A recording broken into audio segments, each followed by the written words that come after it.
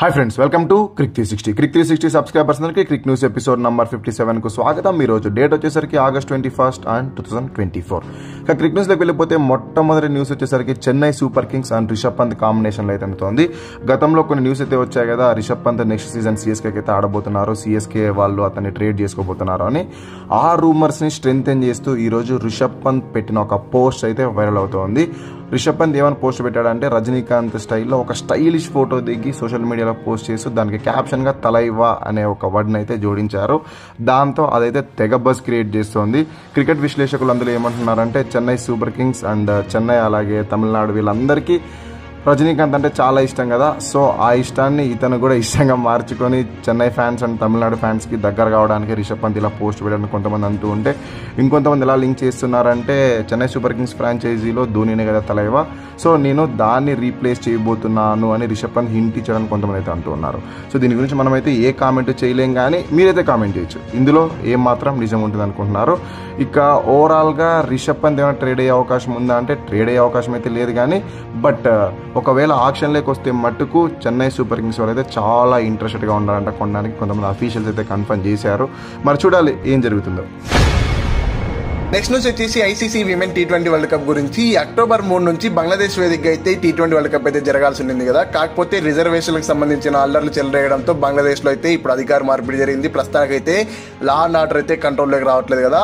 ఆ క్రమంలోనే నిన్న ఐసీసీ వాళ్ళు అయితే ఈ యొక్క అంశంతో అయితే మీటింగ్ నిర్వహించారనమాట. ముఖ్య అంశం ఏంటంటే ఐసీసీ T20 వరల్డ్ కప్ వచ్చేసి ఈసారి బంగ్లాదేశ్ లో జరపాలా వద్దా అన్నప్పుడు మోస్ట్ ఆఫ్ ద కంట్రీస్ అయితే మేమైతే ప్రస్తుతానికి అక్కడ పర్యటించడానికి అయితే మేము సిద్ధంగా లేము ఆ సెక్యూరిటీ రీజన్స్ వల్ల అని చెప్పడంతో ఐసీసీ వాళ్ళైతే వేదికను చేంజ్ చేయడానికి అయితే సిద్ధపడ్డారు. వాళ్ళైతే యూఏకి అయితే వేదికను అయితే షిఫ్ట్ చేశారన్నమాట. కాకపోతే ఇక్కడ హోస్టింగ్ రైట్స్ మాత్రం బంగ్లాదేశ్ తోనే ఉంటాయి. ఆ మాట ఉంచితే ఐసీసీ వాళ్ళు విమెన్ సంబంధించిన ఓడిఐ అండ్ T20 ర్యాంక్స్ కూడా రిలీజ్ చేశారనమాట. ఫస్ట్ ఓడిఐలో బ్యాటింగ్ ర్యాంకింగ్ లో చూసుకుంటే కనుక నోటబుల్ పాయింట్స్ ఏంటంటే ఫస్ట్ స్మృతి మందన్ అయితే డ్రీమ్ ఫామ్ లో ఉన్నారు కదా, ఆమె అయితే టాప్ 3 అయితే దూసుకొచ్చారు. ఇంకా మన కెప్టెన్ అయిన హర్మన్ప్రీత్ కౌర్ అయితే నంబర్ 9 లో అయితే కొనసాగుతున్నారు అనమాట. ఇంకా బ్యాటర్స్ లో నంబర్ 1 అయితే సౌత్ ఆఫ్రికా చెందిన ఆల్రౌండర్ నట్లీ స్కైవర్ బ్రంట్ అయితే కొనసాగుతున్నారు అనమాట. ఇంకా బౌలింగ్ విషయానికి వచ్చేసి సోఫీ కిల్స్టోన్ వచ్చేసి ఫస్ట్ ప్లేస్ లో అయితే కొనసాగుతూ ఉంటే, వన్డేలో ఇండియా తరపున ఒక దీప్తి శర్మ మాత్రమే థర్డ్ ప్లేస్ లో అయితే కొనసాగుతూ ఉన్నారు. ఇక T20 విషయానికి వచ్చేసి ఫస్ట్ బ్యాటర్స్ విషయానికి వచ్చేస్తే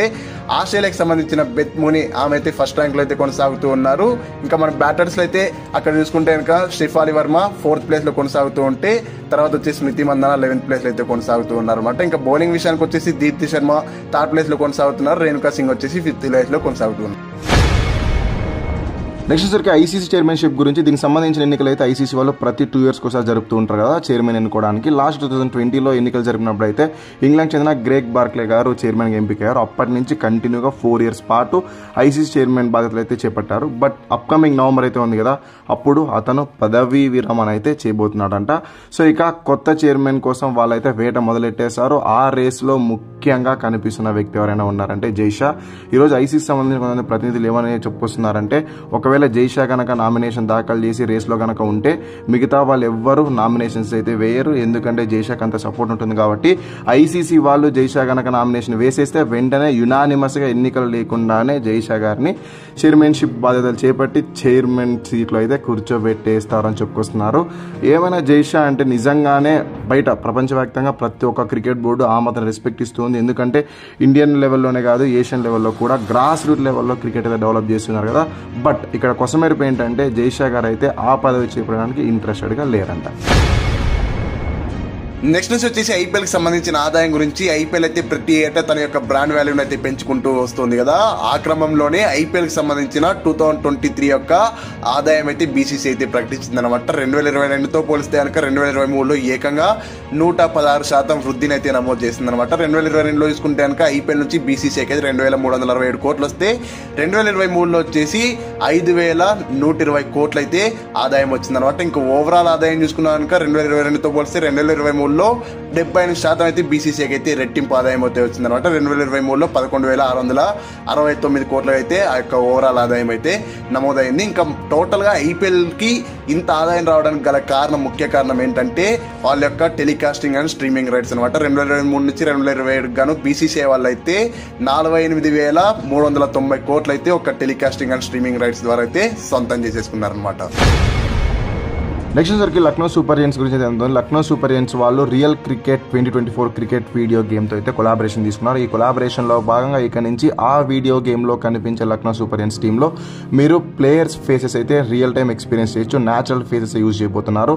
అండ్ దాంతోపాటు ఈ కొలాబరేషన్లో భాగంగా ఇక నుంచి ఎల్ఎస్జికి సంబంధించిన లోగోస్, వారికి సంబంధించిన కిట్స్ ప్రతి ఒక్కటి న్యాచురల్గానే RC 2024 వాళ్ళు అయితే ప్రజెంట్ చేయబోతున్నారు. అండ్ దాంతోపాటు ఎల్ఎస్జికి సంబంధించిన ఇంకొక బిగ్ అప్డేట్ ఏంటి అంటే వాళ్ళకి ఎలాగో present mentor role and bowling కోచ్లో అయితే ఖాళీగా ఉంది కదా, ఆ రెండింటిని ఫిల్ చేయడానికి ఒక్క వ్యక్తి పైన అయితే కన్నేశారంట. అది ఎవరో కాదు, legendary fast bowler Zaheer Khan. Zaheer Khan అయితే కొన్ని చర్చలు అయితే జరుపుతున్నారు. ఆ చర్చలు కనుక ఫలిస్తే జహీర్ ఖాన్ని లక్నో సూపర్ జైంట్స్ వాళ్ళు కోచింగ్ స్టాఫ్లో అయితే ఇంక్లూడ్ చేసుకోవడానికి అవకాశం ఉంటుంది. ఇక చివరి వచ్చేసరికి జయదేవ్ నాట్కట్ నుంచి Jayadev Unadkat present Indian test టీంలో అయితే చోటు సంపాదించుకోలేకపోతున్నారు కదా, అందుకని అతను కమింగ్ సీజన్ కౌంట్ అయితే ఉంది కదా, అందులో భాగంగా చటేశ్వర్ పుజారాతో కలిసి ఇంగ్లాండ్లోని ససిక్స్ జట్టు తరపున అయితే 5 మ్యాచ్లు ఏమో ఆడబోతున్నాడంట. ఇక జయదేవ్ నాట్కట్తో పాటు మన ఇండియన్ స్టార్స్ చాలా మంది అక్కడైతే ఆడుతున్నారు కదా, ముఖ్యంగా అజింక్య రహానే, వెంకటేశ్వర్, లంకేశ్వర్కి ఆడుతూ ఉన్నారు. ఇక నార్త్ హ్యాంప్టన్ షర్కి అయితే కరుణ్ నాయర్, విజేంద్ర చహల్ లాంటి ప్లేయర్స్ కూడా అక్కడైతే ప్రాతినిధ్యం వహిస్తున్నారు. సో చూడాలి ఇంకా ఎవరు ప్లేయర్లు అక్కడికి వెళ్ళి కౌంటీ జట్లకి ఆడతారనేది. సో ఇవి ఇవాళ నా క్రికెట్స్ అయితే మరి నెక్స్ట్ వీడియో వస్తున్నాం. అందరికీ సెలవు. Thank you so much for watching this video. అన్నట్టు వీడియో నచ్చితే లైక్ చేసి ఛానల్ని మటుకు సబ్స్క్రైబ్ చేసుకోవడం మర్చిపోకండి, ఎందుకంటే సబ్స్క్రైబ్ చేసుకోవడం చాలా ఇంపార్టెంట్.